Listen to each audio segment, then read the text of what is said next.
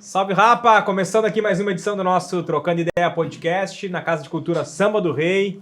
Meu parceiro Guido CNR, mais uma vez. Estamos aí conectados, fazendo história, cheio de coisa pra contar. Hoje eu vou falar pouco, hoje eu prometi que eu vou dar uma seguradinha, vou ficar sereninho. Boa noite, galera. Hoje a coisa vai ficar quente aqui, vão ser segredos revelados. Mentira. Boa noite, bom dia ou boa tarde, né? Depende da hora que o cara... depende da hora que a gente vai largar. Então, ao vivo é que eu achei que eu tava na Globo, velho. Ainda não. Vamos deixar rolar. A gente tá em negociação com o Boninho lá. Mas vai demorar pra me vender por aquela grana deles lá, meu. Preciso demais. É mesmo? Ah, o homem é super valorizado, né? E quem é que tá hoje com a gente aqui, Guido? Então, hoje a gente tá com uma pessoa especial. Espero que as perguntas não saiam pro outro lado. Vamos focar no trabalho, entendeu? Perguntar coisas sérias sobre trabalho. E a gente tá, então, aqui com nada mais, nada menos, com Júlia, assistente social, representando... o que, Gagui? Fala tu. Júlia Nogueira. Júlia Nogueira, tem que dar o nome e sobrenome, né? Porque... O Gagui sabe falar mais do que eu sobre a pessoa que eu conheço. Por isso que eu pedi pra tu... Mas tem a colinha aí, né, cara? Não, a colinha dos apoiadores. Já vamos começar com os apoiadores. Vamos começar com os apoiadores. A gente fala com ela. Maiston Piscinas, o que tem pra falar do Maiston? Maiston tá de cabelo branco, velho. Pô, até que enfim, irmão. Porque eu vi o Maiston parece que tinha 15 anos pra sempre. Aí eu vi o Maiston de cabelo branco e falei, toma, desgraçado. Até um dia que o cara envelhece...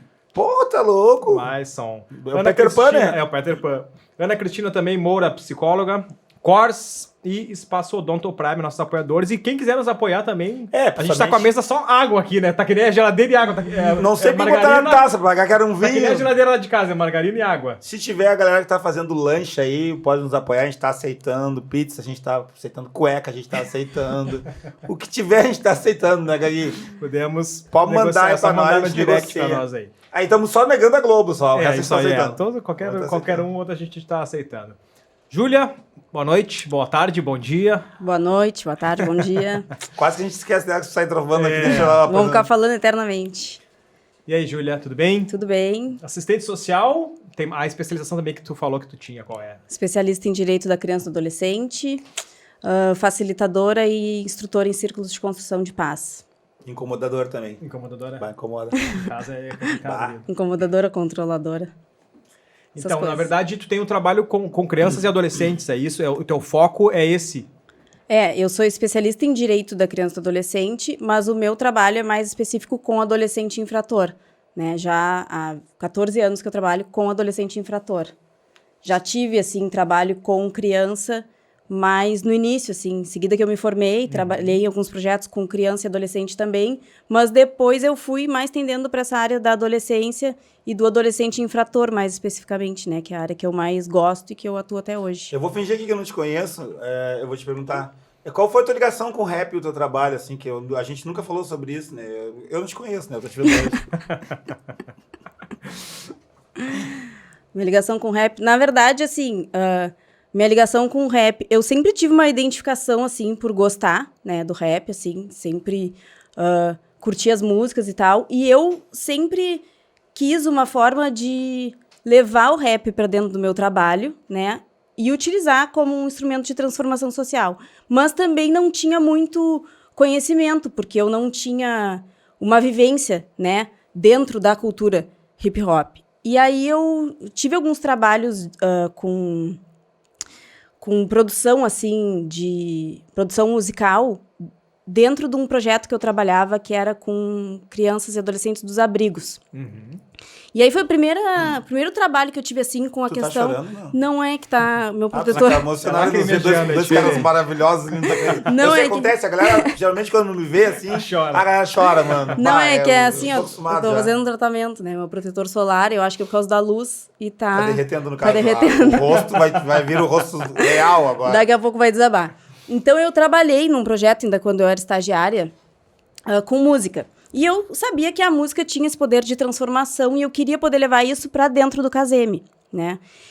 E, na verdade, a primeira oportunidade que eu tive, que foi através de um projeto da Associação do Hip Hop, que começou a fazer um trabalho dentro do CASE e dentro do Caseme, e eu comecei a pensar, eu acho que isso pode ser, né, uma forma de melhorar o trabalho e de poder oportunizar novas vivências para os adolescentes, né? Porque eu sempre pensei, assim, que independente do que ele gostar de fazer, alguma coisa ele vai gostar de fazer e alguma coisa pode ser um potencial para ele ter uma virada de chave e mudar aquela vida dele, né?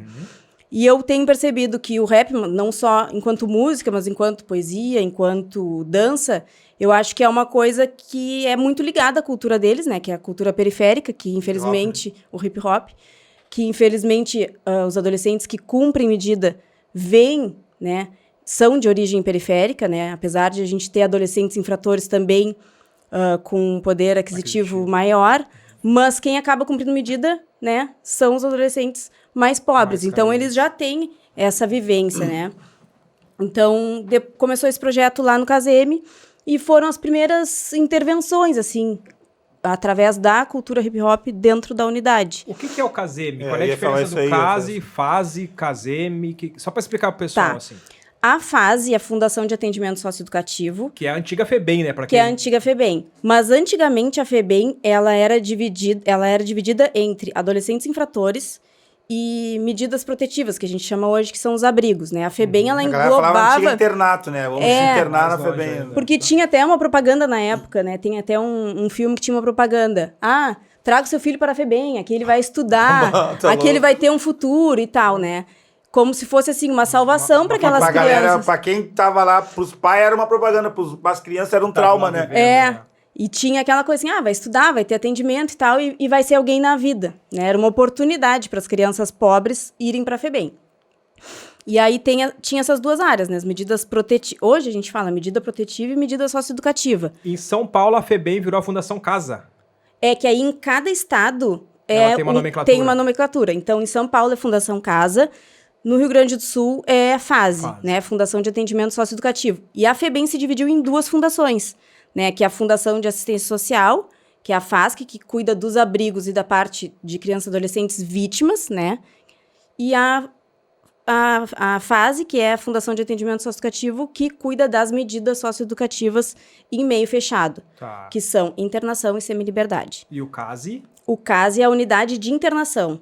Então, a FASE é a instituição maior, né, dentro do estado, e a FASE tem vários CASES espalhados pelo Rio Grande do Sul. Vou te fazer uma pergunta. Quando um adolescente, um jovem infrator, que nem eles falam, né? Quando o adolescente, ele tem que cumprir alguma pena, o juiz determina que ele vai ou para a FASE ou pro CASE, é isso? O juiz determina para onde ele tem que cumprir essa pena ou não? Tá, a FASE é uma só, né? Tá. A FASE, ela é só a instituição maior, né? E os CASES são centros de atendimento. Tá. Então, se o adolescente recebe uma sentença para cumprir uma medida, o juiz vai determinar, vai condenar ele ou não, tá condenado ou não. Se ele for condenado, vai determinar qual a medida. Dependendo da gravidade da medida, ele vai dizer, uma medida de internação, ou uma medida de semiliberdade, ou uma medida em meio aberto, né? Que tem liberdade assistida, prestação de serviço à comunidade. Os CASES são os centros de atendimento de internação. Tá. Então, aqui em Pelotas, a gente tem o CASE Pelotas, né? Que é ali na Rua do Presídio, um pouquinho antes do Presídio. Que é a antiga FEBEM, ali era a FEBEM também, né? E tem o CASEME Pelotas, né? Que é onde eu trabalho. Fica ali na Andrade Neves. Tá. Que é a unidade de atendimento de semiliberdade. Quando tu fala CASE, muita gente não sabe ainda que é a antiga FEBEM, né? Sim. Se trata da antiga FEBEM. Eu demorei para entender que o CASE era a antiga FEBEM. Eu acho que isso deu uma mexida com a galera. Eu me lembro que quando... Não teve muito essa explicação. A minha avó morava bem na rua que dá de frente pra FASE ali, que é aquela...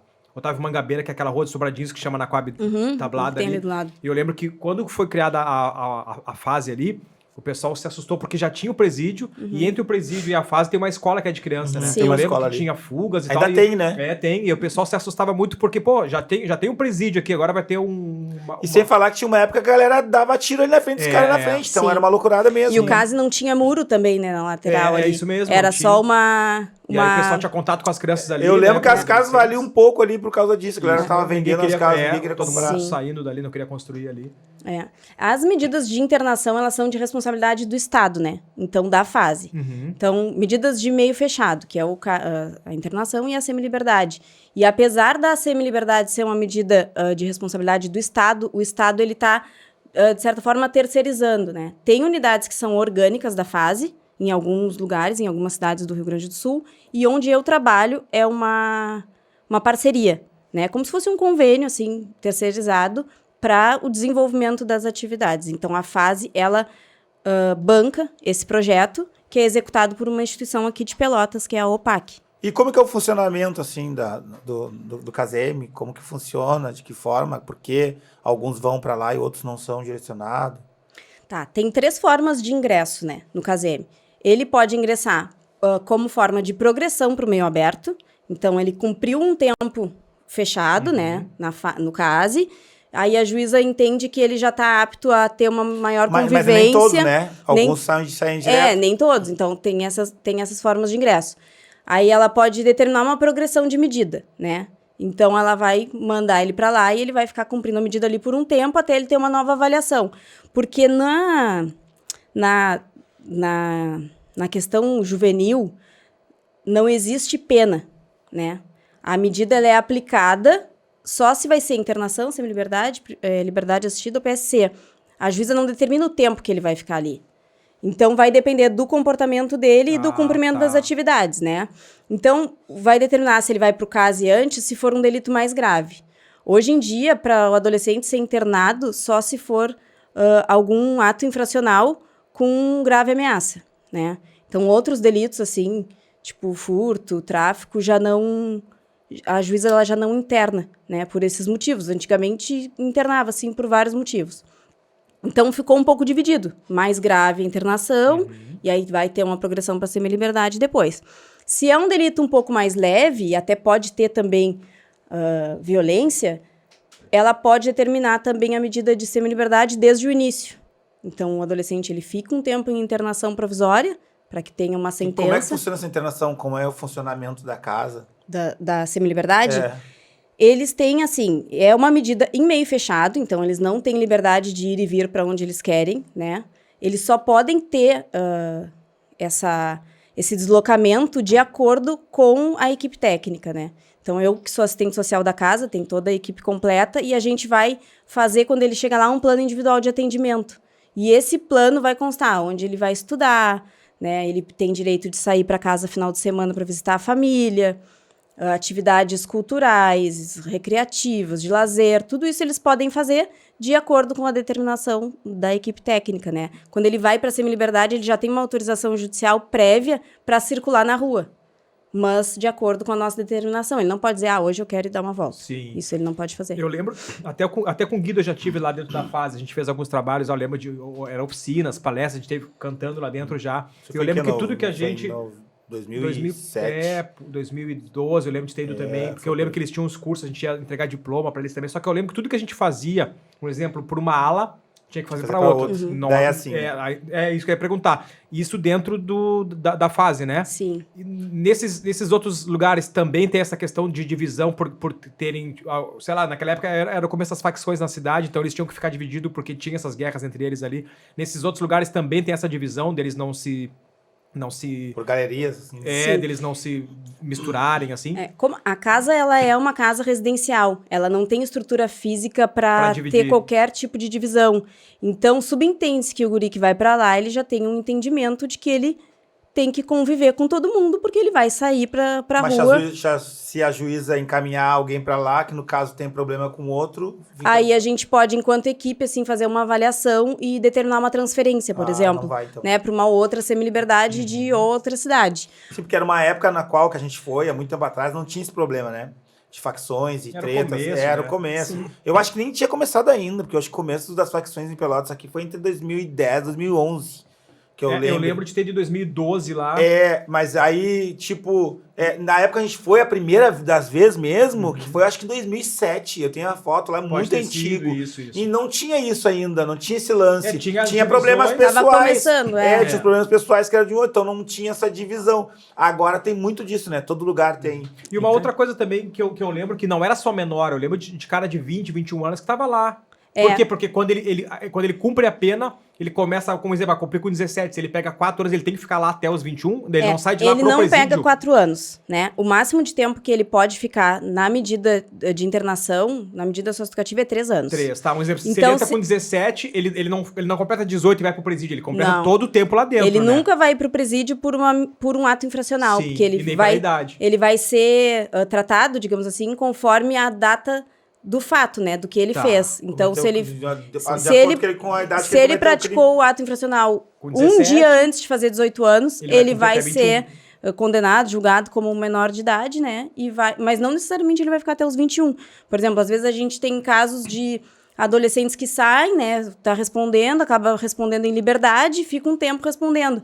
Aí demora 2 anos para sair uma condenação, porque quando eles respondem em liberdade demora mais. E aí ele chega para nós com 20 anos e 9 meses. Aí ele só pode cumprir 3 meses. É o máximo de tempo. máximo. Ele só pode ficar até os 21. Independente do que Mas ele tenha o- cometido. O Casem, ele não tem todas as cidades, né? Ele é feito de que forma? De que forma foi criado, assim? Tipo, vocês criaram daqui, vocês fizeram um edital? Ou é uma coisa do governo? Se é uma instituição do governo, no qual foi criado pelo governo e foi distribuído de alguma forma para algumas cidades? A semi-liberdade, ela é uma medida que está prevista no Estatuto da Criança e do Adolescente, então ela é obrigatória, né? E aí em todas, existem as regionais. Então, por exemplo, Pelotas atende toda uma regional com, sei lá, 28 municípios. Então não tem CASE em Canguçu. Não existe uma né? subsede, Não existe assim, isso. Piratininho, Nem Rio né? Grande, por exemplo, que é um lugar que poderia ter, que tem bastante demanda, ainda não tem um CASE. Porque Rio Grande faz parte da regional Tu vai de ver, a gurizada Pelotas. daqui a maioria de Rio Grande. Maioria de Rio Eu lembro Grande, que era muita gente, muita gente. Então, Rio Grande. nos lugares que é regional, que é tipo titular, por exemplo, da regional, tem semi-liberdade, em algumas, né? O estado tem da fase mesmo, em Caxias, e tem outra cidade que agora não me recordo, acho que é Uruguaiana, que também é orgânica da fase. Depois disso, eles começaram a abrir edital para conveniar instituições. E aí, aqui em Pelotas, primeiro foi o Instituto de Menores, né, que eu trabalhava também lá. Começou em 2010, e aí depois o Instituto de Menores abriu mão, né, e a gente tinha já uma instituição que tinha sido criada por mim e por outras pessoas também, e a gente se inscreveu no edital e estamos até hoje, assim. Quantos anos já? Desde 2010. De 2010 a 2013 no Instituto e de 2013 até hoje na OPAC. E o índice de reincidência, assim, como é que tu vê? Tipo, são locais que conseguem ressocializar, fazer eles voltar ao convívio da sociedade, ou existe muita reincidência? Eu até falei um pouquinho sobre isso esses tempos no meu Instagram. Tipo, o índice de reincidência, a gente não tem, assim, como contar, como contabilizar. Como medir isso. Porque, Uma base, assim, né? se o adolescente, ele volta... Até a fase tem esses índices, tá? Mas esses índices têm a ver com se o adolescente voltou pra fase.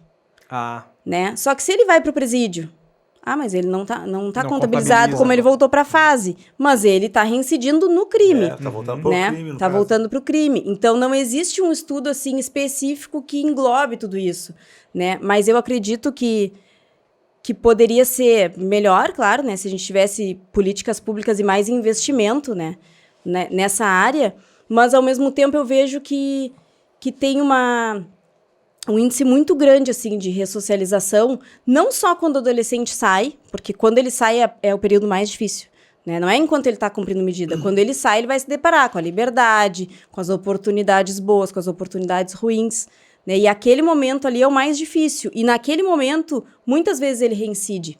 E aí ele já é maior de idade, ele acaba indo preso, ele fica 2, 3 anos preso. E depois de um tempo, com amadurecimento, ele sai e percebe, isso não é vida pra mim. E isso acontece com os adultos também, né? Eu percebo que a maioria dos caras que eu conheço, que eu conhecia, os caras não ficavam uma semana na rua. Tinha cara que não ficava um dia na rua, não ficava 24 horas na rua e pum, já voltava. Uhum. Então acho que a pior parte mesmo é quando acaba de sair, porque precisa fazer uma escolha. E aí, às vezes qualquer passo em falso, já voltou. Tinha caras que saíam e já voltavam no mesmo dia. Então, acho que isso acontece não só com os adolescentes, mas com os adultos também, né? Com a galera. Muitas vezes é questão até da própria segurança, né? Do cara na rua não se sentir seguro e dentro do presídio... E não sabe fazer mais nada, né, cara? Mais A galera não sabe fazer mais nada. Que a galera sabe... Pô, o moleque, por exemplo, geralmente a molecada, esses adolescentes, a maioria já cresceu no crime, desde pequeno. Aí, geralmente, é a molecada que não estuda, não estudou. Aí sai, né? já volta pro mesmo rolê, mesmo embolamento, já fez a mesma coisa e a tendência é voltar, né? Não, e ele sai, na maioria das vezes, sem oportunidade, né? Então, como é que um adolescente que sobrevivia do crime vai sair sem recursos, sem grana, sem ter... Às vezes ele já tem filho. De mágica, então, o pai talvez não existe mais, o pai já morreu. Eu sempre digo pra eles, né? Eu não julgo a tua escolha depois que tu for embora daqui. E eu até entendo se tu for continuar fazendo alguma coisa pra sobreviver, né? Porque eu não tô na pele deles para saber o que eles passam, qual a dificuldade. A gente até tenta, assim, continuar tendo um contato com eles, tentar ajudar em alguma coisa que precisa.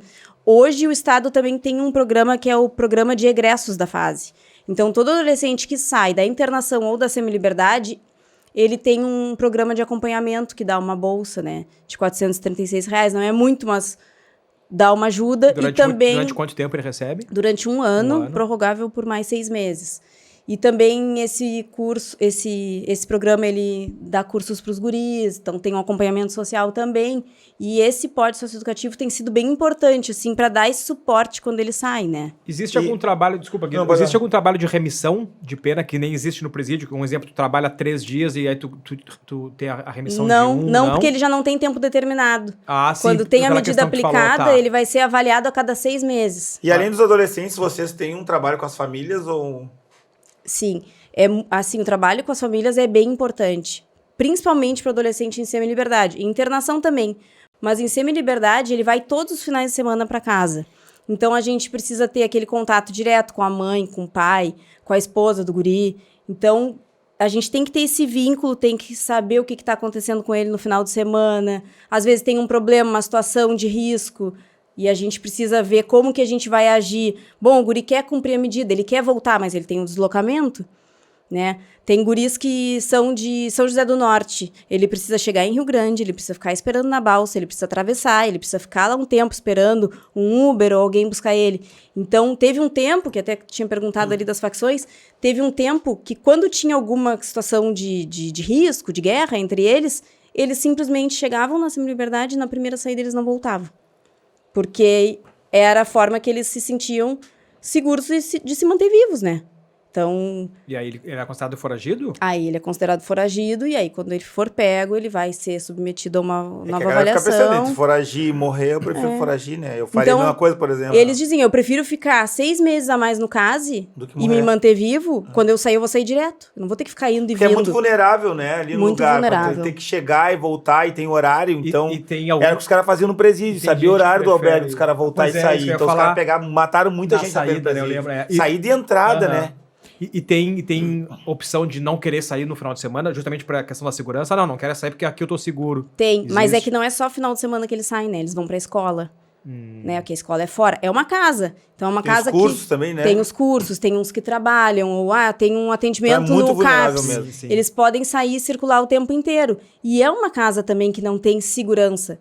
Não tem segurança da brigada, e assim, como tem eu na acho que é uma pergunta que geralmente uma galera se pergunta, e muita gente, eu acho que também tem esse medo. Geralmente, várias vezes se você se deparar com guris que tem vários homicídios, né? E os caras tão problemáticos quanto vários adultos na rua, assim. Uhum. Mas lá dentro, como é que é a relação lá com vocês e eles? De que forma vocês conseguem abordar as paradas com eles? Como que funciona essa questão de ter essa proximidade com a gurizada, assim? Porque eu acredito que não deve ser fácil a gente ter essa intimidade, de poder tocar na vida pessoal deles. Eu acho que deve ser difícil deles se abrirem, né? Porque, pô, a galera quando vê, pensa assim, pô, são guris de 15 anos, mas são guris de 15 anos que na rua eles têm um poder de várias pessoas, né? E que já sobrevivem sozinhos, têm vários homicídios, então, pra quem vê de fora, nossa, como é que é trabalhar com esses caras, sabe?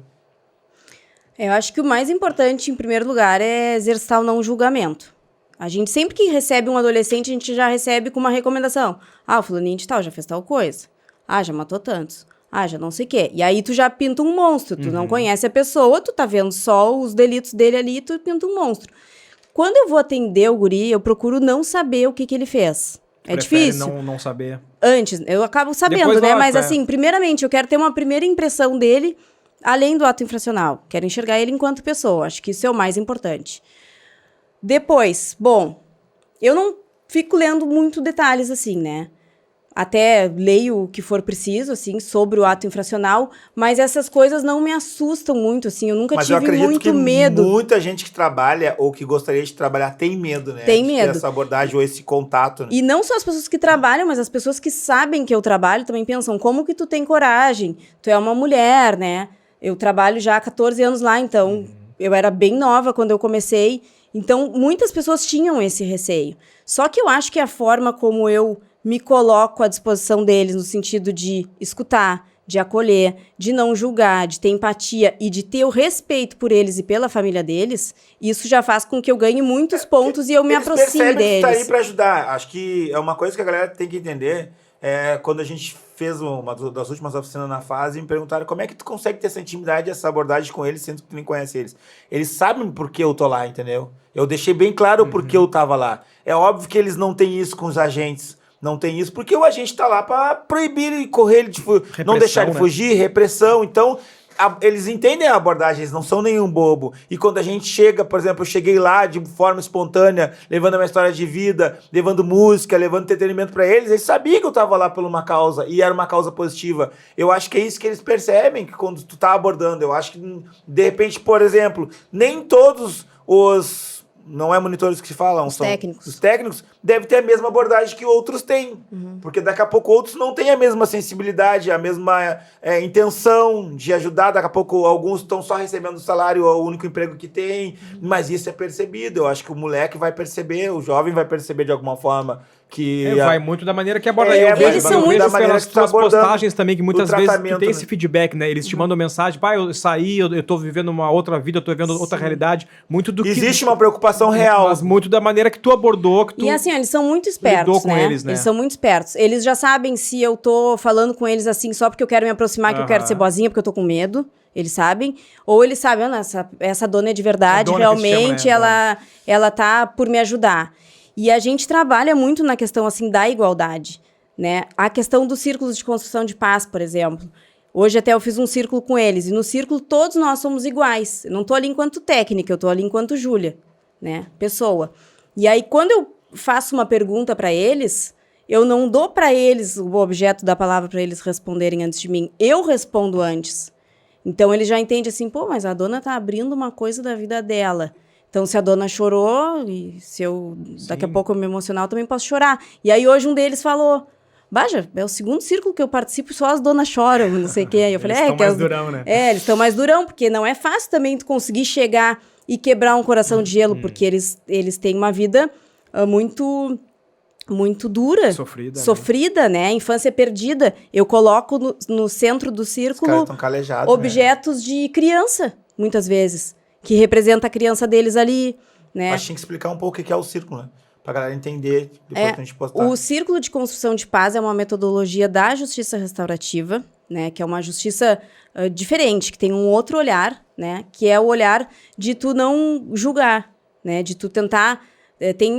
Tem várias formas, né? Mas de algumas que eu trabalho, que é a resolução do conflito, quando a gente tem algum conflito entre duas pessoas. Nas escolas também, né? Bastante. Tem várias formas de atuação, como prevenção nas escolas, mas ali dentro do CASEME a gente procura trabalhar valores, né? E são esses valores, tipo, no dia a dia. Semana passada eu fiz um círculo com todos eles para trabalhar valores, trabalhar relacionamento entre eles e a equipe. E alguns círculos a gente faz antes do guri ter o desligamento. Amanhã, por exemplo, a gente tem audiência, então hoje eu fiz círculos desses adolescentes que vão ser desligados. Então, nesses círculos a gente procura trabalhar questões sobre a medida, planejamento de vida, o que eles querem daqui para frente, só que tudo o que a gente vai falando ali vai nos conectando enquanto pessoas. Né? E eu acho que essa que faz a diferença pra gente conseguir chegar e tocar neles de uma forma, não tocar assim, toquei em ti, te dei um abraço. Não, eles se sentem abraçados e acolhidos sem nem a gente ter um contato físico. Como é que é a relação das mães, das famílias, assim, um exemplo? Tu falou que tu procura ter uma relação pessoal também com as famílias, né? Até pra ter uma proximidade com eles. Tipo assim, tem mãe que te manda mensagem, Júlia, como é que tá sendo meu filho aí, como é que ele tá se portando? Tem essa preocupação, assim, ou tu vê muito a questão da distância das famílias, muitas vezes até ocasionando com que eles chegassem ao crime, né? Tipo, esse afastamento, não ter essa ligação com a família. Tem essa proximidade das mães quererem saber como é que eles estão reagindo, como é que tá sendo o processo deles de...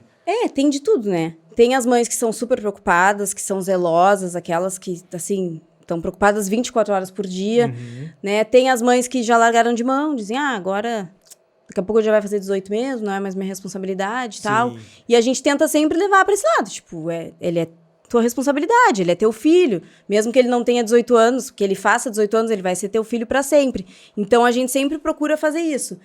Tem uma questão também que eu acho que é um pouco preocupante, assim, que às vezes as instituições de atendimento, elas um pouco acabam culpando a família pelo comportamento do adolescente. Eu acho que isso é uma das coisas que faz com que afaste a família.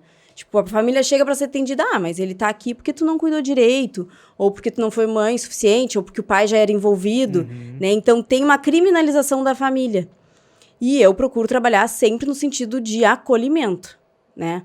Aí até esses tempos teve uma mãe que me procurou, um adolescente que deve estar com uns 26 anos já, teve preso, foi solto, e ela me disse assim, dona Júlia, eu queria te dizer uma coisa, queria te pedir desculpa, porque várias vezes eu menti pra ti, né, em função do meu filho, achando que era o melhor, tipo, menti que ele tava doente, que eu tive que levar ele no posto, mas na verdade ele não queria voltar, né, porque eles têm essa liberdade, eles saem final de semana, então segunda-feira sempre tem uma desculpa. E eu falei assim, não, eu te entendo, eu sei que tu tava mentindo, só que eu sei que era o melhor que tu tava fazendo enquanto mãe naquele momento. Uma defesa. Então eu não sou ninguém pra julgar, não sei o que passa dentro da casa dela, né? Eu acho que, assim, ó, vem uns certos anos, acho que desde 2010, vem morrendo muito menor, né? Porque acho que não sei a partir de que momento que a galera menor ficou meio que linha de frente no crime. Eu acredito que vocês perderam muita gente ali, né? Perderam muitos guris. E aí tem que estar preparado psicologicamente, porque vocês convivem todos os dias com ele, né? Com eles, no caso. E como que vocês fazem? Que rola, sabe? Como que vocês conseguem tocar depois e saber que perderam um, perderam dois, às vezes podem perder 3 numa semana. De que forma vocês conseguem lidar ali, a equipe toda, né? A galera mais próxima. O que vocês avaliam, tipo... A gente demorou um tempo para perder o primeiro, né? Acontecia muito de morrer gurias que estavam em saída do case, saíam do case e tal, e a gente só ouvia falar. Quando a gente perdeu o primeiro, e eu me lembro assim, porque eu me lembro assim, exatamente o sentimento que eu tive, eu pensei, meu Deus, o que a gente fez, o que a gente não fez, o que a gente deixou de fazer, o que a família deixou de fazer, o que o Estado, tipo, todo mundo perde, né?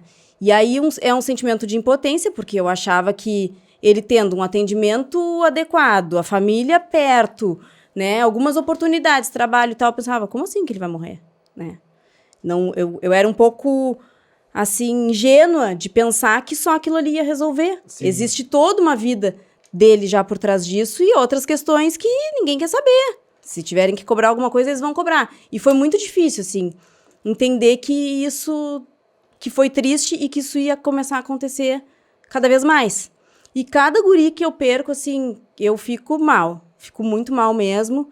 E eu não sei, assim, acho que a única forma que eu vejo de continuar e seguir tocando é pensar, eu tenho que tocar pelos que estão vivos e pelos que eu não quero perder, entende?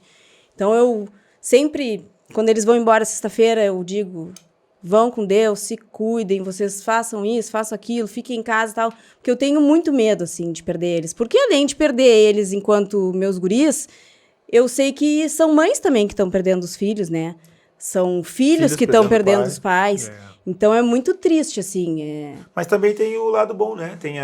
Tem outros também que estão levando a vida, tem filhos, estão trabalhando, estão montando empresa. Esses que vão nos dando, assim, esse fôlego, né? Às vezes tem guris que a gente pensa, esse aqui não vai dar certo, vai dar tudo errado. A gente já tá vendo, assim, o caminho dele, daqui a pouco ele vai pro lado do caminho certo, se encontra de alguma forma, ou seja, através da música, da arte, do trabalho, do esporte, né? Acho que sempre tem alguma coisa que pode alavancar. Isso que eu ia te perguntar, assim, qual é o maior, não digo índice, assim, mas o que mais contribui para eles saírem?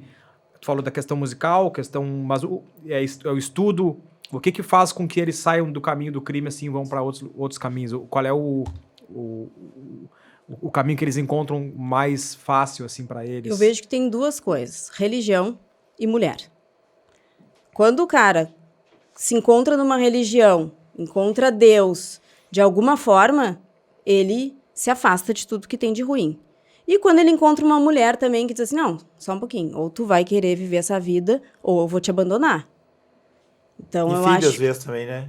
E filho também, às vezes. E filho também. É que a maioria deles, como são muito novos, assim, nem sempre eles têm filhos, e alguns têm filhos pequenos e eles não são tão maduros. Mas eu acho assim, e poderia colocar uma mãe também, mas é que a mãe, ela já tem também a vida dela. Claro. Eu acho que a religião e uma companheira, assim, que apoie ele e diga, não, agora nós vamos até o fim, eu vou ficar contigo, mas eu quero ficar contigo desse jeito. Eu acho que isso faz a diferença. Eu não sei se aqui rola isso, mas eu leio bastante livro de cadeia, assim, de lá de São Paulo, Rio. Tem o trabalho da pastoral, né, que eu dentro das igrejas. Eu não sei se aqui tem esse trabalho de religião dentro das cadeias aqui, não sei se... Eu sei que tem o trabalho dos pastores, né? Mas eu não acredito sei que seja dessa mesma maneira. Eu sei que tem um trabalho dentro do CASE, já teve dentro do CASEM também, da Igreja Bola de Neve, da Igreja Universal. É meio cíclico, assim, né? Em alguns momentos tem gurias que são mais da questão da Igreja Universal, tem alguns gurias que às vezes são mais da Umbanda, né? Então a gente vai sempre respeitando, assim, né, os interesses deles. Daqui a pouco tem algum E a galera guri se pega muito na fé quando tá, né? Sim. Na fé, independente de religião, né? Mas além de trabalhar no Casem e ser assistente social, tu também é produtora cultural, né? Eu sei que tu produz um dos caras mais bonitos da região sul. Vou até tomar uma água aqui, que secou a minha fonte. Começou a palhaçada. Tava bom demais, é verdade. Mas tu também é produtora cultural, né? Me tornei. Na verdade, eu acho que eu já era, porque eu tinha me esquecido, assim, desse tempo da minha vida, que eu coordenei um projeto, né, quando eu era estagiária na Promotoria da Infância e Juventude, que foi onde eu... Com o Olavo? Com o Dr. José Olavo. Foi quando eu brilhei os olhos, assim, tipo, adolescente infrator, eu quero trabalhar com isso. Eu trabalhava com os adolescentes dos abrigos, né, vítimas, assim, de violência, de negligência e tal. E o Dr. Olavo, ele era entusiasta e todo dia ele queria fazer um projeto novo. E aí, um dia, ele disse assim, agora eu quero criar uma banda. Eu falei, cansada. E aí, ele disse assim, não, tem uma pessoa, a Vera Vargas, ela é regente, tinha um musical Serenep, né, que se apresentava, assim, em vários lugares na cidade, e ele falou, vou chamar a Vera vai ser regente da nossa banda, a gente vai criar uma banda e pronto. Eu falei, tá, quando? Ele falou, semana que vem a reunião, tipo assim, do dia pra noite. E eu já atendia os guris dos abrigos, né, há bastante tempo, assim. E aí, fizemos uma seleção daqueles adolescentes, a Vera começou um trabalho ali de regente, o Dr. Olavo conseguiu doação, compramos vários instrumentos. Tinha o José Carlos, que era secretário do Dr. Olavo, que é músico também. E aí começou a tocar violão ali com os guris e criaram uma banda. E aquela banda, por algum tempo, assim, foi a minha família, né? Eu ia para lá sábado, era todos os ensaios, todos os sábados tinha ensaio. Eles se apresentavam em diversos lugares da cidade, a gente viajava, eu andava com eles para cima e para baixo, eu carregava as camisetas, eu levava para casa para lavar. Eu agendava as apresentações deles. E eu já era uma produtora cultural naquela época e eu não sabia. Depois de um tempo eu fiquei tão dentro do mundo do crime... Que estilo de som que eles faziam? Eles faziam dentro do mundo do crime. Criminoso. Eles faziam, era assim, pagode, era percussão, né? E uns cantavam, uns tocavam pandeiro, participava também, tocava cavaquinho. Olavo? Era muito legal, assim. Eu tenho... assim, dessa época, as melhores Tem uma história que é bem assim. legal, não sei se tu pode contar, ela é emocionante, dos meninos que eram gêmeos, não sei se pode falar isso aqui. Acho que seria legal tu contar essa história. Que é uma das histórias de progresso, assim, que aconteceu, né, na vida de um dos adolescentes. Eu tenho várias histórias, assim, pra contar, de guris que ficaram bem, que estão bem. Mas essa é bem interessante. Mas essa história é muito emocionante, eu tava conversando... acho que essa história, quando tu me contou, e eu acho que poucas pessoas sabem dessa história, mas eu acho que é uma história que deve se espalhar, porque eu acho importante que essa história chegue em outras pessoas, e de qual maneira e de que tão legal foi a tua participação na vida desses meninos, dessa mãe e dessa família, que hoje eu acho que, acho que ele tem filho já hoje, né? Ele tem enteados. E eu acho que seria legal tu contar a parte dessa história pra gente poder espalhar pra outras pessoas. Eu fico pensando, só eu vou saber dessa história? Eu acho que tem que ser dita, sabe? Eu acho que é uma história muito legal. Eu não sei se tu vai querer falar. Não, posso falar sim. Se tu chorar, vai sair toda a máscara e vai mostrar teu rosto de verdade.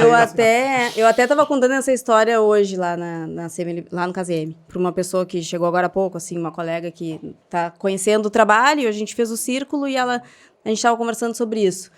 Teve um determinado adolescente que a gente recebeu, ficou um tempo no caso, assim, 1 ano e meio, e ele tinha um ato infracional bem grave.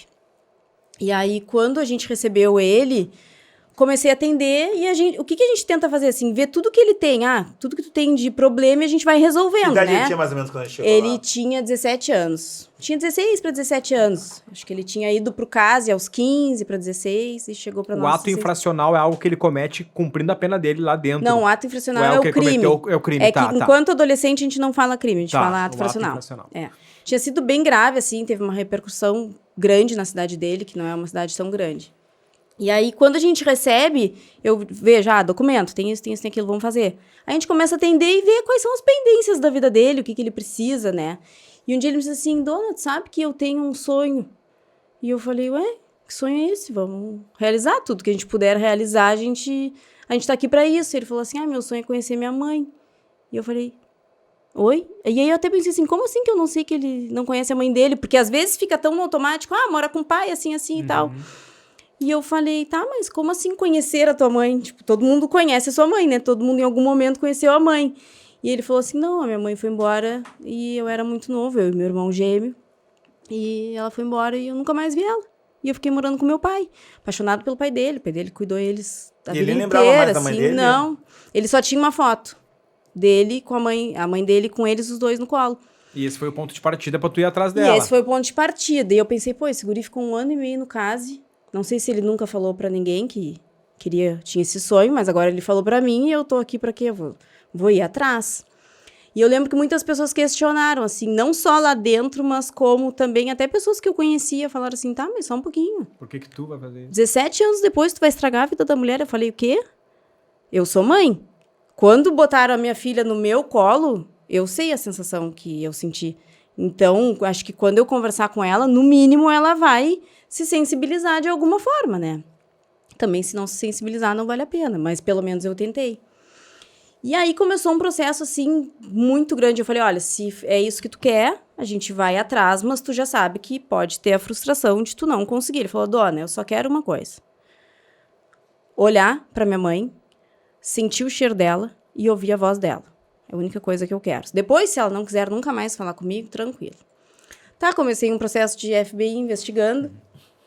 Descobri o telefone dela no mesmo dia. E aí liguei. Liguei, ela não atendeu. Liguei de novo, me apresentei. Falei que eu atendia o adolescente tal. E que eu queria conversar com ela sobre isso. E ela falou assim, eu não quero falar sobre isso. Eu falei, tá bem. Desliguei. Mandei um WhatsApp pra ela. Caso tu queira, em algum momento, esse aqui é meu número e tal. E aí, no outro dia, eu fui pra uma reunião no CASE, que eventualmente a gente faz reunião entre as equipes, né, do CASE e do CASEM, e eu tava lá e eu conversando com a minha colega, eu disse assim, se a mãe dele não me procurar em 48 horas, eu vou mandar a foto pra ela, dela com eles no colo. E a minha colega disse assim, Júlia, ela não vai te procurar. Pode até te procurar, mas vai demorar mais tempo, as coisas levam tempo, não é assim. Ela terminou de falar e meu telefone tocou. E era a mãe dele. E aí começou um processo, assim, muito grande da gente começar a conversar, dela entender o que ele queria, né? Ela também... Mas tinha um motivo... Ela tinha um motivo... Ela, no fim das contas, ela tinha um motivo, né, pra ter ido embora, que o motivo a gente, né, não pode falar, assim, mas ela tinha um motivo sério pelo qual ela foi embora, só que ela apagou, ela botou uma pedra em cima daquela história, né? Foi a forma que ela encontrou de sobreviver naquele momento. E depois disso, ela reconstruiu a vida dela. Ela é uma mulher nova, ela é mais nova que eu até. E ela reconstruiu a vida dela, casou, teve filhos e tal. Então, ela vivia num misto de tipo, eu quero poder reviver essa história e conhecer o meu filho, reconhecer o meu filho, mas eu também tenho uma nova família.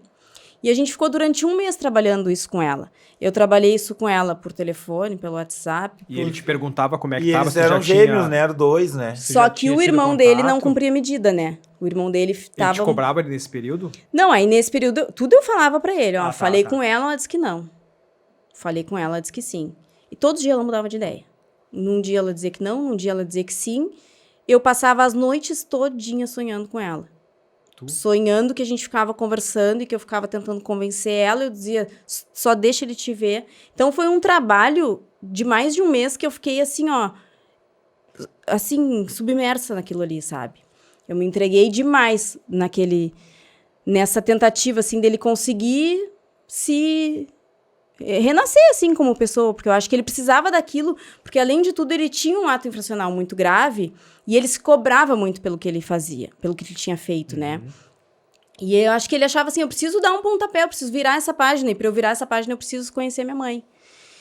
E, coincidentemente, a mãe dele morava na cidade onde a minha instrutora de justiça restaurativa, que foi com quem eu aprendi tudo, a Catiane, ela morava e trabalhava lá com o JR. E eu falei, não, é isso, vai ser através dela e a gente vai conseguir. E aí a gente, depois de muitos atendimentos, não vou me estender, porque essa história ela é gigante, a gente conseguiu com que ela aceitasse receber ele e conhecer ele. E aí foi marcado um círculo, né, para que eles se conhecessem no fórum, na cidade que eles moravam, que a mãe dele morava. E na semana que foi marcado, houve uma greve de caminhão. Greve dos caminhoneiros e não tinha como passar, não tinha como a gente ir. Ele falou que ia a pé. Esse guri ficava num nervosismo, assim, muito ansioso. E aí a gente conseguiu remarcar, e aí no dia do círculo, o círculo dele era às 2h, a mãe dele estava 9h da manhã, ela já estava na frente do fórum. E a minha colega disse assim, vai para casa, almoça, depois tu volta, é às 2h. Ela falou, eu já tô aqui, se eu for embora eu não vou mais voltar. Aí nesse dia ela foi, quando a gente chegou, assim, abriram a porta, ela veio, foi aquela cena assim de reencontro, assim, que a gente vê na TV. E ela levou um bolo para simbolizar os 18 aniversários que ela não tinha. Aí nisso ele já tinha feito 18 anos, estava fazendo naquele ano, para simbolizar os 18 aniversários, né, que ela não tinha passado perto dele, que ela não tinha passado com ele. O gêmeo foi junto? Não, o gêmeo não, porque o gêmeo, a gente não tinha essa, a gente não pode, né, porque a gente só pode conduzir, assim, os adolescentes que estão com a gente. Mas depois o gêmeo foi e conheceu ela também e tal. Mas ele tinha muito isso, né? De querer ver essa mãe, de poder se enxergar, talvez, nessa mãe, de poder virar essa página, né? Ele era muito bebê quando ela foi embora. Ele era muito bebê, ele tinha menos de 6 meses. Imagina. E assim, eu me lembro que foi algo muito arriscado, porque a gente mexeu com a vida de muitas pessoas, né? Mas eu sempre penso assim, eu tô atendendo o guri. Eu tô vendo o interesse do guri, né? É o direito, ali, né? é o direito dele, né? Se ela não quisesse, tudo bem, mas eu precisava fazer, né? Eu acho que eu tenho esse compromisso e essa responsabilidade. E isso foi um marco, assim, porque da mesma forma que eu auxiliei ele a chegar em algum lugar que ele queria, em conseguir realizar um sonho dele, ele ficou com uma dívida eterna, assim, de gratidão comigo. E ele foi um dos guris que participou das primeiras oficinas de rap. Ele até gravou umas músicas e ele fazia poesia e ele pintava a tela e tal. E ele me fazia cartas. E numa carta ele me disse, a única coisa que eu quero para te agradecer é que tu tenha a mesma felicidade que eu tenho, que tu seja tão feliz o quanto eu fui, porque tu conseguiu me proporcionar a maior felicidade. Tudo que eu esperava na minha vida foi tu que conseguiu me proporcionar, então eu desejo no mínimo o dobro para ti. E isso também me abriu os olhos perante a muitas coisas. Eles seguem mantendo uma relação hoje?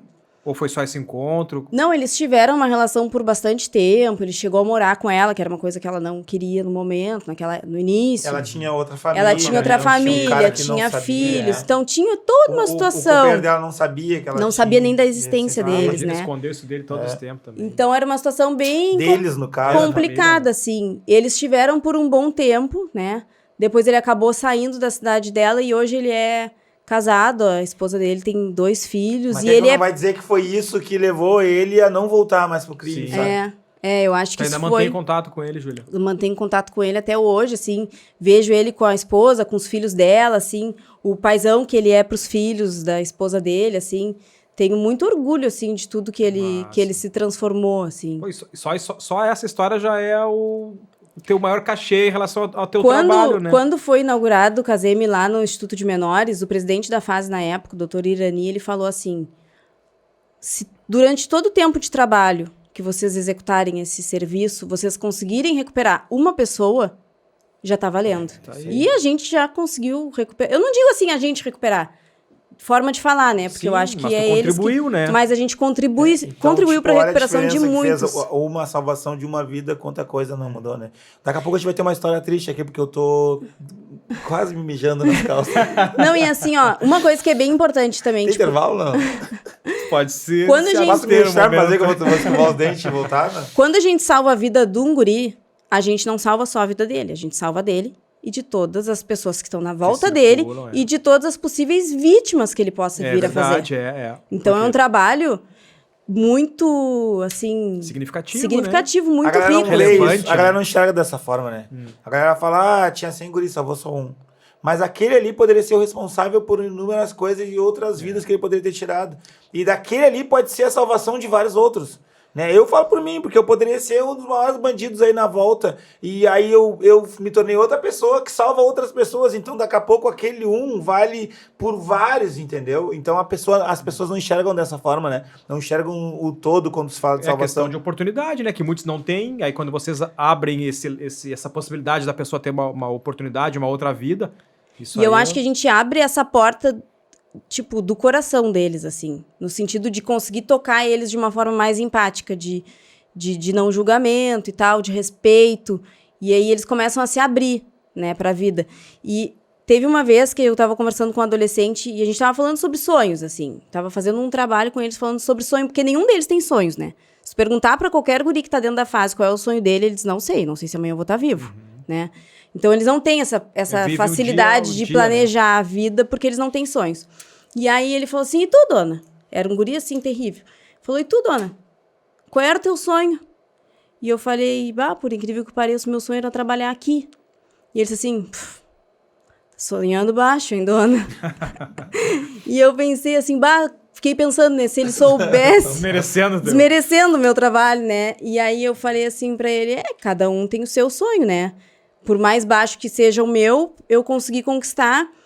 E só que eu fiquei pensando, ele não tinha esse entendimento, então tem coisas que não dá pra gente ficar levando. Mas assim, ele não tem noção da proporção do meu trabalho na vida das pessoas. E outras pessoas também não têm, né? As pessoas falam, é perca de tempo, gasta de dinheiro. Já tá perdido, né? Eu fiz uma palestra no Outro Porto e aí foi quando tu levou alguns dos guris, né? E aí eu vou falando sobre a minha vida e tem muita identificação da minha vida com a deles. Porque os pais deles também tiveram a mesma vida que eu e eles estão tendo essa mesma vida. E aí eu me deparo com os três chorando na minha frente e eu pensei, caralho, velho. Né? Pensei, consegui de alguma forma fazer com que eles se identificassem com a minha história. E aquilo ali talvez servisse de prevenção daqui a pouco para não chegar, porque eles estão, é óbvio, eles são mais novos que eu, mas para não precisar passar por mais coisas, né? Mas foi legal, porque de alguma forma, assim que eu acabei a palestra, eles foram os primeiros a me abraçar, chorando. E aí tu vê aqueles caras, os guris chorando, porque eu vejo eles como uns caras, assim, tem uns gurizão, mas é uns caras também. E aí tu pensa, pô, mano, tipo, tem o coração, eles têm aquilo dentro, eles não querem estar ali.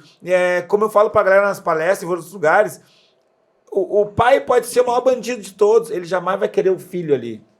Naquele ramo, naquele lugar, ou traficando. O pai vai investir pro filho ser advogado, outras coisas. Eles também têm esse pensamento, eles pensam, não quero meu filho na minha vida que eu. Tipo, eles não têm sonho pra eles, mas eles sonham algo melhor pro filho deles, ou pra família deles. Daí eles pensam, não quero mais ver minha mãe sofrer, não quero ver, porque eles não pensam neles mais. Sim.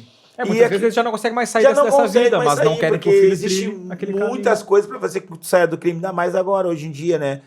Não sai do crime porque não quer, vai trabalhar. Pra quem fala é fácil, né? Mas na prática não é assim, não. Eu sei de muita gente que quer sair. E gente grande que quer sair e não consegue. Imagina pra eles, né? Que não sabe o que fazer, não tem pra onde correr. Uma coisa que o cara que vai preso tem o DVC, né? Que é o Diário da Vida Criminal, né? Se eu não me engano, que é o que fica marcado na ficha do cara quando o cara vai tirar um exemplo, um alvará de folha corrida. Folha corrida, isso. Bons antecedentes. No menor também fica? Não, fica no sistema da polícia. A polícia fica pra sempre com no isso. sistema da polícia quando fica pra sempre. Quando o cara vai pegar o emprego... Não deveria, né? Não deveria. Mas ele não fica com condenação. Se ele for tirar um alvará de folha corrida, não consta condenação. Não é condenado, não, nem enquanto ele tá cumprindo, assim, porque, não consta. Tipo, se tu foi suspeito, a polícia fica com isso pra sempre. Sim. Mesmo que tu tenha sido absolvido, por engano, que provou que tu não foi tu, a polícia vai te jogar. Mas quando tu tá, um exemplo, numa disputa de emprego ali... Isso no bons antecedentes não vai aparecer. Consta porque... Só se alguém tiver, assim, contato com alguém da polícia e vai dizer, pesquisa tal nome pra mim. Sim, mas isso é uma coisa ilegal, né? Um advogado, hoje eu cheguei lá e tem um monte de coisa que eu fiz, mas que eu provei que não fui eu. Mas pode fazer com que limpe isso? Eu não sei te dizer. Mas eu acho que não. Que é injusto, né? Porque é um sistema de ocorrência. Tu provou que tu não era culpado, mas tu é culpado pro resto da vida. Sim, não sei te dizer. Daí a gente teria que consultar... Os nossos especialistas, porque eu não sei dizer, mas É ruim porque, de certa forma, fica. Sempre que eles sofrerem alguma abordagem policial, vir daquela forma. vai aparecer tudo aquilo ali. Como e se eles não tivesse querem feito, saber né? se o guri já fez 18, se o guri tá trabalhando, se o guri tá bem. Se foi ele ou tem, não sei. Tem tudo isso, eu não Todas quero essas saber. coisas. E tu que lida com isso cotidianamente, assim, há anos já, o que tu vê como a maior prevenção para não chegar num caminho como esse? O que tu vê? É o estudo, é a educação, é a família? O que tu vê como Eu acho que é assim, um pouco de prevenção? tudo, mas é a questão da oportunidade também, né? Eu acho que não adianta ter estudo, mas ser um estudo de péssima qualidade, né? Os guris contam histórias de, tipo, não tinha sapato para ir pro colégio, não tinha material para ir pro colégio, não tinha roupa para ir pro colégio. Então, não adianta o Estado dar a escola e ele não ter condições de frequentar essa escola, né? Tem várias outras questões familiares também que acabam deixando o guri exposto à violência também, e aquilo ali vai normalizando, né? Então, não tem uma fórmula, assim, certa Eu de vejo dizer... como um ciclo, né?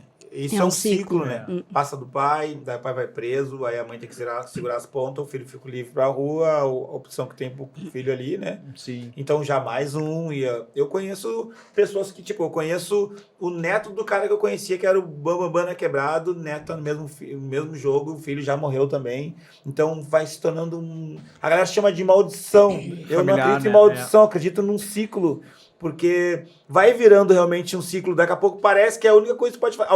Até alguém da família quebrar esse ciclo. E Mas a questão uma coisa da bem difícil de invisibilidade também, né? Porque, tipo, na adolescência tu quer ser visto, tu quer ser legal, tu quer participar de algum grupo, tu Tudo quer é usar o atrativo, tênis né? que todo mundo tá usando, Tudo é o tênis que tá na atrativo. TV. Então, é mais fácil ser manipulado. então acho que tem isso, assim, né? A questão da invisibilidade. E o guri, se tu passar na rua, a gente enxerga, porque a gente já tem esse olhar pra ver o guri que tá na rua, que tá na esquina, que tá pedindo, né? Que tá dormindo na rua. Mas tem pessoas que não vêm, que fingem que não vêm. Quando o guri faz alguma coisa, pega uma arma, vai fazer um assalto, Aí mata todo mundo vê, alguém, aí ele é visto. aí ele é visto. Tanto que até tem guris que dizem assim, agora, né? Agora eu sou bandido, porque agora eu tô aqui. Tinha um guri que tava lá na SEMI e ele falou pra juíza. Olha só, dona, eu até vou te dizer, nem quero mais ficar aqui na SEMI. Porque pra mim já tá ficando até chato lá na minha quebrada. Porque que bandido é esse que tá em semi-liberdade? Eu quero ir pra FEBEM. Então, tipo assim, é a forma que ele tem de ser visto, de ser reconhecido e de representar ser alguém de alguma de certa forma até impor, né? Um pouco de medo De e dizer assim, respeito, e de respeito. Júlia, tu falou da tua ligação com o rap, né? E do trabalho que tu faz. E tu tem um marido que é rapper, né? Eu estava fingindo nos conhecer desde o início, viu? E aí eu tô entregando. Vai, então. Ninguém sabia que você agora era um todo casal. mundo vai ver, Agora saber, não sabe se são um agora casal. já vai. Loucura. Eu perguntando, mas como que... Vamos dar uma de Léo Dias aqui. Como é que vocês se conheceram? Então, como Ela me olhou na revista Playboy. Foi na Playboy, na G Magazine? Gato aqui detonando. Então, assim, eu sempre curti rap. Só que eu tinha também... Eu era um pouco alienada e a minha vivência que eu tinha com rap era, tipo, ouvir Racionais. Né? Claro, isso não é ser alienada. Eu acho que era ótimo. Mas, ao mesmo tempo, eu não sabia que existia uma cena local. Né? Dentro do que eu vivia, assim, eu não conhecia. E a primeira vez que eu ouvi o nome do Guido, foi um adolescente que me falou. Ele falou assim, dona, bem que tu podia trazer o Guido aí pra trocar uma ideia com a gente. E aí eu falei, só que eu já tinha ouvido falar assim, eu falei assim, mas o Guido, mas quem é? Não, porque o Guido é massa, ele tem uma baita correria, ele já foi preso e tal, eu acho que podia ser legal trazer ele aqui. E eu falei, tá bem. E eu botei aquilo no bolso e nunca mais toquei no assunto, assim, nunca mais pensei, talvez não fosse o momento. E aí depois, quando começaram as oficinas lá no KZM, aí eu comecei a entender que existia, né, uma cena de Pelotas e tal, do hip hop, e que eu poderia tentar trazer isso para dentro do KZM e utilizar como uma ferramenta também, né, nesse processo dos guris. E aí eu acabei procurando, né, e segui o Guido ali no Instagram. Mas antes tu levou um pessoal lá, né? Chegou a levar uma oficina pra lá. Não fui eu, né? Foi a Associação do Hip Hop levar, que levou sim, uma oficina pra lá. Umas oficinas de hip hop lá. Rolaram as oficinas tanto no CASE quanto no KZM. E aí comecei a pensar, bom, a gente pode expandir isso e fazer outras coisas também. E aí foi quando eu procurei ele, e aí comecei a seguir ele e tal, e acompanhar o trabalho dele ali. E pensava sempre, dá pra fazer alguma coisa. E depois, eu também tinha um trabalho voluntário com a ONG Anjos Querubins, Do Ben-Hur. Né? Do Ben-Hur, de Getúlio Vargas. Sou muito fã, assim, do trabalho dele. E comecei a fazer círculos de construção. O construção. Will cantava no Anjos Querubins, né? Comecei a fazer círculos de construção de paz lá, voluntariamente. E aí eu comecei a fazer o trabalho lá e tal. E aí um dia o Guido me falou, e esse trabalho e tal, conheço todo esse pessoal. E aí a gente começou a conversar. Né? E aí ele me contou do projeto Natal no Gueto. E eu falei, eu sempre ajudo o Benhur, porque o Benhur também faz uma festa de final de ano e tal. E aí eu tinha, tipo, as minhas tias sempre diziam, Júlia, a gente dá pra quem brinquedo? Vamos juntar todo mundo, vamos dar pro Benhur. Então, alguns anos levei pra ele, e ele falou, eu também tenho projeto. Eu falei, vou dividir, dar um pouco pro Benhur, um pouco pro teu projeto e tal. E a gente começou a conversar e se conectar, assim, através do trabalho. Profissional. Até então a ideia era profissional. Eu não sei se ele tinha alguma intenção, mas era... É o momento de falar esse? Eu sempre fui um cara bem tranquilo, bem quieto, então não tinha segundas intenções. Né? Daí começou isso, assim, através do trabalho. Ele falou, eu vou te convidar, tu pode ir junto e tal, pra gente entregar os brinquedos. Mas quando foi entregar os brinquedos, a gente já tava até junto, né? Na verdade, a primeira vez que a gente se viu mesmo foi num show, né? Porque aí nesse meio tempo que a gente se conheceu, assim, pelo Instagram, tinha um show dele no mercado, né? 7 Entardecer. Na verdade, a Xanda estava trabalhando comigo lá naquele show e ela me disse, vai vir os guris do KZM. Eu não sabia direito ainda o que era o KZM, né? E para mim, os guris do KZM eram os caras que trabalhavam no tal KZM. E aí, quando terminou o show, eu perguntei, cadê os caras do KZM? Ela falou, não, é uns guris. Eles não vieram, mas as meninas estão ali, que eram elas. Não, e aí eu até agradeci, valeu pela presença e tal. Foi a primeira vez que a gente se falou. Porque tinha esse trabalho lá, né, da associação, e eu pensei, aí a Xanda falou, vai ter um show assim no mercado, podia levar os guris. Só que eu vinha de uma viagem, tinha passado 5 dias viajando, e aí tinha deixado as gurias, assim, então tava de boa, segunda-feira, e eu falei, não vou levar os guris. Vou ir sozinha, vou dar uma curtida, vou, né, aproveitar também, conhecer, porque também já tinha conversado com ele, queria conhecer melhor o trabalho. E eu pensei, não vou levar os guris vão pra aula e tal, depois fico na responsabilidade de ter que trazer eles de volta pro KZM, não vou levar. E aí naquele dia que a gente... livre. Fica leve. Solta. Daí eu tava livre. Naquele dia a gente conversou bastante, começou a se identificar com as ideias e percebeu que a gente fazia o mesmo trabalho, só que de formas diferentes,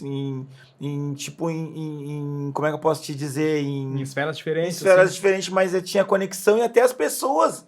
Os guris que ela trabalhava, tinha guris que eram filhos de amigos meus, guris que já me conheciam e eu nem conhecia, a gurizada.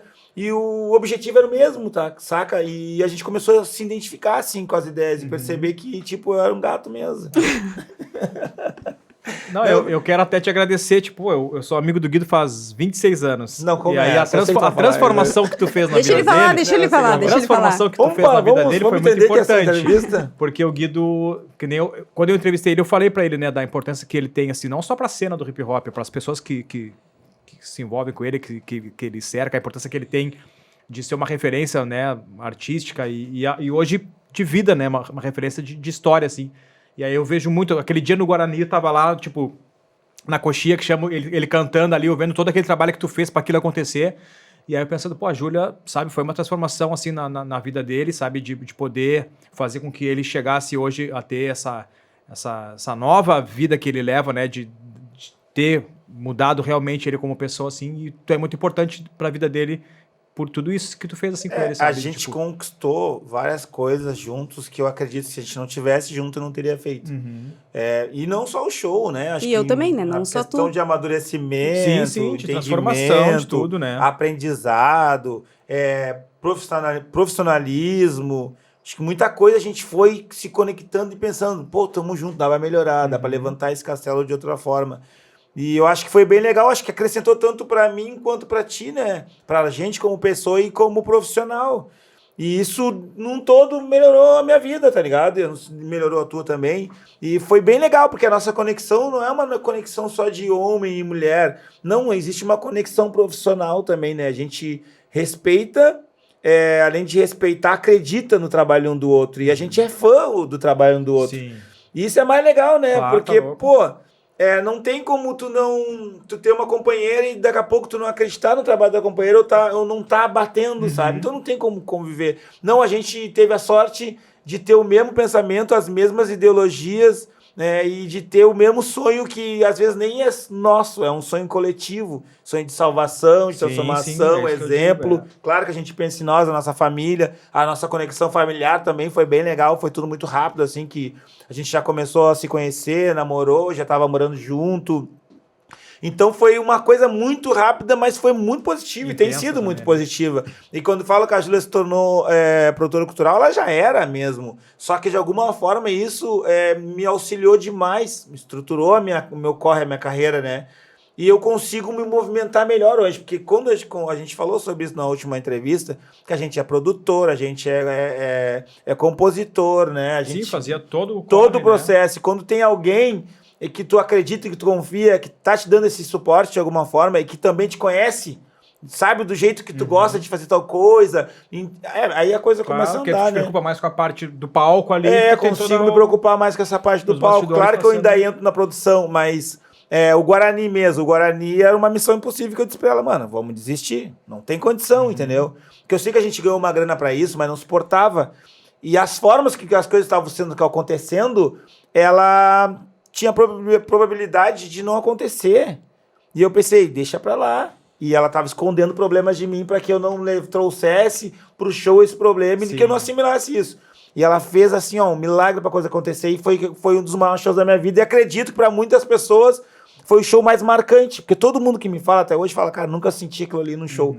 Então é um show que eu acho que nunca a gente vai esquecer, Ela escondeu problemas de ti e surpresas de E ti também, né? surpresas de Que a mim. gente tava em sintonia ali pra chave, pra E se placa. tu parar pra todo pensar, tudo que a gente fez, não né? tem uma equipe. Tipo, a nossa equipe é eu e ela. E nesse momento, eu não fazia parte da equipe, eu tava como artista. Então ela me poupou de coisas que pra me deixar relaxado pra te pro show, pra me preocupar só preocupar com a parte da musical mesmo. Então ela segurou essa bronca sozinha e ela segurou uma das maiores broncas que a gente já teve. Porque a gente tem várias broncas que a gente tenta... Não é bronca, né? Coisas que a gente quer fazer, situações que a gente quer fazer, mas que às vezes a gente pega umas coisas que é quase impossível de fazer. E ela segurou uma das mais difíceis, ou a mais difícil, sozinha e transformou aquilo no maior momento das nossas vidas. Eu digo das nossas, porque muita gente saiu muito satisfeito daquele show. Muita gente fala que aquilo ali foi um momento muito especial. Então, aquilo ali talvez a gente não consiga fazer de novo, porque foi aquele momento. Se eu pegasse, Único, né? tivesse hoje, digamos que eu tenho 500 mil para fazer um show daquele, não seria o mesmo Com a show. mesma emoção. Com a mesma emoção, não. Foi naquele momento. Então, E na verdade, assim, muitas pessoas veem, claro, o Guido, ele é o artista, então ele tem essa visibilidade. Muitas pessoas, assim como tu tá falando, e eu concordo que eu falei que a mulher, né, é uma das coisas que faz mudar o homem, mas não. Muitas pessoas veem assim, mas também, mas assim, muitas pessoas dizem isso, né, quando o Guido amadureceu e tal, que eu acho que não é só por mim, eu acho que é uma questão dele também de que ele quis, né, também começar esse processo de amadurecimento. Foi muito importante para ele, as pessoas percebem isso, mas eu que sou uma pessoa mais anônima, as pessoas não sabem, não percebem ou não têm acesso a isso, do quanto também foi importante para mim, né? Ter ele na minha vida, porque ele é o exemplo de tudo que eu acredito. De transformação, de mudança. E uma vez, um adolescente bateu lá na porta do Casem e disse assim, eu quero falar contigo. Eu quero saber se é verdade que tu tá ficando com o Guido. E eu falei, E eu conheço ele desde criança. E ele disse assim, eu tô de cara contigo. De que jeito? Porque o cara já fez e aconteceu, porque isso, porque aquilo. Deixei ele falar tudo que ele queria. E aí, quando ele terminou, eu falei assim, parece até que tu não me conhece. E ele falou, por quê? Eu queria que tu namorasse um advogado, um juiz, um negócio assim. Eu falei, então tu acha que tudo que eu faço aqui por vocês, eu tô fazendo à toa? Tu tá vendo que ele mudou a vida dele, já faz anos, todo mundo já sabe, e eu vou ter esse preconceito e vou admitir que tu fale assim comigo, porque tipo, ele é uma pessoa que já teve uma vida errada, né? Ele representa exatamente tudo aquilo que eu acredito, e eu tenho muito orgulho de andar do lado dele. Por isso, né? Porque ele é prova viva de tudo que eu faço, né? Dali, os guris que estão ali, eles vão crescer e eles vão se tornar outras pessoas também, assim como o Guido se tornou. Então, para mim, ele é motivo de muito orgulho, né? E eu sei que muitas pessoas têm esse pensamento, essa visão. Isso é uma coisa que a gente enfrenta, né? Sociedade. Mas... E por vários motivos, né? As pessoas... Tem vários motivos pra galera pensar assim, por exemplo, Tem gente que acha que eu sou bandido hoje ainda, que eu sou traficante. Mas tem o lance de eu ser negão, né? De andar de dread, ter tatuagem na cara. Tudo, é difícil, assim, a gente conseguir chegar num lugar e não ter Passar aquele olhar. despercebido, assim. Tá ligado? Geralmente tem uns escancarados demais. Hoje eu consigo lidar melhor com isso, consigo lidar melhor com a questão familiar, com a questão de postura. Eu falava pra ela que eu não gostava de ir em alguns lugares, que eu me sentia mal, que as pessoas ficavam me olhando, porque eu tenho meu jeito de me vestir, eu não mudo meu jeito de vestir, dependendo do lugar que eu for. Eu sou eu de qualquer forma, mas as pessoas não estão acostumadas a ver. Não tô acostumado a ver negão entrando em alguns lugares. Aí quando entra o Guido negão, de dread, com uma loira e tatuagem na cara, então a galera fica pensando, caralho, que porra é essa? Então até hoje a gente meio que... Mas hoje eu sei abordar de uma forma diferente. Eu aprendi com um amigo meu que ele disse, eu falava, mano, eu não quero ir em alguns lugares. Eu falava pra ela, não vou lá, não quero em tal lugar, não me sinto bem. Ele disse pra mim, o Caianga, tu tens que ir. É assim que nós vamos quebrar isso. Entra de cabeça erguida, faz o que tem que ser feito e a tua presença lá tem que ser constante. E eu aprendi, é verdade, eu tenho que enfrentar isso. Quando eu entendi, tive esse entendimento, hoje eu não ligo. É óbvio que se alguém me chamar de negão, alguma coisa, desrespeitar, aí a coisa muda. Mas eu entro de cabeça erguida porque eu sei quem sou eu sei dos meus valores hoje, sim, eu sei do que eu represento, né? E acredito que todo mundo, de alguma forma, já errou. Porque é muito fácil julgar o erro, botar peso no erro de cada um. Ah, mas fulano já... Tanto que o menino vive nessa mesma vida, vivia nessa mesma vida, e ele tinha o mesmo pensamento que era estrutural, que botaram na cabeça dele. Bandido não merece nada. Mesmo que tu já foi bandido, tu errou algum dia, hoje tu não merece ser feliz. Não interessa se tu mudou ou não. E mesmo ele ainda estando numa vida errada, ele tá sendo bandido, ele tava julgando. Ele deve isso, se enxergar da mesma forma. Ele deve achar que ele não merece ser feliz, que ele não merece ter uma família, não merece ter alguém. Ele tinha o olhar de quem tá de fora, né? Sim. E ele vivia isso, né? E eu falo pra galera, tipo, é uma coisa que a gente tem, é uma tatuagem, mano. Tipo, a gente vai carregar, infelizmente, perante a sociedade, isso pro resto da vida. Sempre vamos ver como bandido. Eu sei que muitas cabeças mudam, muitas mentes mudam. Eu consigo fazer pessoas que não me entenderam, olhando as minhas fotos, meu trabalho no Instagram, me entender pessoalmente. E as pessoas, pá, que legal, velho. Tua história de vida é legal, é emocionante. E tu chegar até aqui é um milagre. Então, algumas pessoas mudam, outras não, porque sim, já é uma parada estrutural. É uma parada que o Brasil sofre há muito tempo. E não só pelo fato de eu ter ido pro crime, não, pelo fato de eu ser negão. Porque se fosse um cara branco, por exemplo, falando sobre racismo já, se fosse um cara branco que tivesse cometido isso, já teria sido apagado há horas, ninguém veria esse cara dessa forma. Tu carrega esse estigma, né? E eu, no meu caso, vou carregar isso pro resto da vida. A gente foi num aniversário uma vez que o cara falou pra irmã dela que, tipo assim, isso que eu já não tava mais envolvido em nada há mais de 10 anos. O cara chegou e me cumprimentou no aniversário, tudo mais, e aí, Guido, não sei o que, nem Guido me chamava de Fagundes, porque me chamava de Fagundes na época. E eu, que legal te ver e tudo mais. Ele depois falou pra irmã dela que eu tinha vendido uma droga pra ele, ou sei lá, dado uma droga pra ele há uns dias atrás. Aí tu pensa, o cara com a maldade, né, falou uma coisa pra impressionar alguém e que daqui a pouco até a irmã dela poderia pensar se não me conhecesse. Ainda hoje me chamam de drogado, sendo que eu nunca usei droga. A galera jura de pé junto que eu fumo maconha, sendo que quem me conhece sabe que não. Mesmo que... Então, tipo, isso eu sei que eu vou carregar. Isso eu vou levar pro resto da minha vida. Agora, como eu vou absorver isso é a questão de amadurecimento nosso. É óbvio que quando passar do limite, a gente vai entrar de forma judicial, essas coisas todas. Sim. Mas enquanto isso, eu tô tranquilo, posso entrar em qualquer lugar, eu sei do meu valor, eu sei da minha importância hoje, né? Eu sei que eu errei, eu paguei, mas que todo mundo nesse planeta já errou, muitas pessoas nem pagaram. E então eu tô sereno hoje, eu vivo bem de boa, assim, de cabeça erguida e feliz, ou com orgulho, porque eu deixo bem claro sobre a minha vida. A minha vida é um livro aberto, todo mundo sabe. Quando eu conheci ela, eu falei pra ela, olha, eu já fiz isso, eu passei por isso nas primeiras semanas, né? Porque eu dei a escolha pra ela dizer... Sim, ainda dá tempo de... Falei, eu passei por isso, eu fiz isso, aconteceu isso comigo na minha vida, porque eu deixo bem claro, hoje todo mundo sabe disso, eu não escondo nada de ninguém, porque eu não tenho vergonha. Eu gosto de lembrar, porque o lembrar é saber que eu não posso voltar pra lá. Eu falei com um garotão esse tempo, ele dizia, esse tempo não, já foi hoje. Que ele tava dizendo, cara, não gosto de lembrar do meu passado, ele tá de tornozeleira hoje, a bronca dele pesou, tava trabalhando 6 anos depois e ele tava ali com a tornozeleira, ele tava num trabalho com a tornozeleira, e ele disse, não gosto de lembrar. Eu falei, não, mano, lembra todos os dias, porque enquanto tu lembra, Porque se tu vê que tu lembra que tem um buraco ali, tu não vai cair mais Sim, nele. sim. Então, se tu lembrar daquela dor lá, tu não vai voltar pra ela. Se tu esquecer, talvez tu caia de novo na mesma armadilha. Então, eu gosto de lembrar disso tudo, que é pra mim dizer, poxa, velho, como eu consegui chegar aqui, de que forma? Pô, olha quem eu sou hoje, tá ligado? Porque tu limpar o teu nome é uma das coisas mais difíceis que tem nessa vida. Tu vai levar um grande tempo. E tu te retransformar de um cara que era visto como um perigo pra sociedade e ser um cara hoje que salva. Eu saí no jornal da SUSEP, mano. Tipo, a gente saiu em inúmeros jornais, né? Diário Popular, em todos. Mas sair no jornal, capa do jornal, 4 páginas do jornal da SUSEP, conversar com o representante do presídio do jornal, ser chamado para outros presídios como exemplo, isso não é para qualquer um, mano. Tá ligado? Então, existe várias questões de valores envolvidos nisso e de regeneração. Eu não só me regenerei, como além de me regenerar, eu tô salvando outros.